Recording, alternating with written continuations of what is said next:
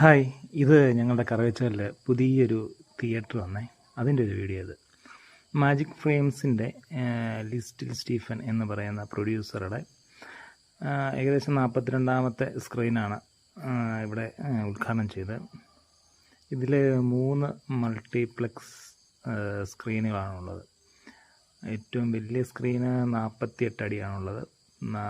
ബാക്കിയുള്ള 2 സ്ക്രീന് 40 അടി വെച്ചിട്ട്. ഇന്നായിരുന്നു അതിൻ്റെ ഉദ്ഘാടനം. ദിലീപ്, ശ്വേതാ മേനോന്, പിന്നെ ജോണി ആൻ്റണി, ബാബു ആൻ്റണി, അങ്ങനെ ഒരുപാട് പ്രമുഖരായിട്ടുള്ള ആളുകൾ, സിനിമാ താരങ്ങൾ പങ്കെടുത്ത ഒരു ഇനാഗുറേഷനായിരുന്നു. ഞാനങ്ങനെ ഞങ്ങളുടെ കറുകച്ചാൽ ഇത് 2ാമത്തെ തിയേറ്ററാണ്. അഞ്ചാനി സിനിമാസിൻ്റെ ഒരു തിയേറ്റർ ഉദ്ഘാടനം കഴിഞ്ഞിട്ടൊരു 7-8 മാസം ആയതേ ഉള്ളൂ. ഇതിപ്പം 2ാമത്തെ തിയേറ്ററാണ്.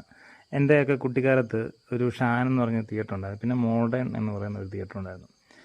അപ്പോൾ അവിടെ ബെഞ്ചൊക്കെ ഇട്ടിട്ടാണ് ഈ ഷാനിലത്തെ കാലത്ത് ഈ സിനിമ കാണുന്നത്. ഞാൻ ആദ്യമായിട്ട് തിയേറ്ററിൽ പോയി കാണുന്ന സിനിമ നരസിംഹമാണ്. അന്ന് ഈ സിനിമ ചങ്ങനാശ്ശേരി, കോട്ടയത്തൊക്കെ വരും. അന്ന് ഈ പത്രത്തിൽ ചെറിയ താഴെ ഇങ്ങനെ വരും, മോഹൻലാലിൻ്റെ നരസിംഹം റിലീസ് ചെയ്യുന്നു എന്നൊക്കെ പറഞ്ഞ്. അത് തിയേറ്ററിൽ നമ്മുടെ സി ക്ലാസ് അങ്ങനെയല്ല, അങ്ങനെ സി ക്ലാസ്, ഡി ക്ലാസ്സൊക്കെ ഉണ്ട്. കറുകച്ചാലിലെ ഞങ്ങളുടെ തിയേറ്റർ ഡി ക്ലാസ് എങ്ങാണ്ട. ഒരു 3 മാസം കഴിഞ്ഞിട്ടായിരിക്കും കോട്ടയത്തും ചങ്ങനാശ്ശേരിയൊക്കെ റിലീസ് ചെയ്ത് കഴിഞ്ഞിട്ട് ഒരു 3 മാസം കഴിഞ്ഞിട്ടായിരിക്കും നമ്മുടെ കറുകച്ചാലിൽ ഈ സിനിമ വരിക. അപ്പോൾ ഇത് കാണാൻ ഭയങ്കര ക്യൂരിയോസിറ്റി ആയിട്ട് ഇങ്ങനെ ഇരിക്കുകയായിരിക്കും, മോഹൻലാലിൻ്റെ നരസിംഹം.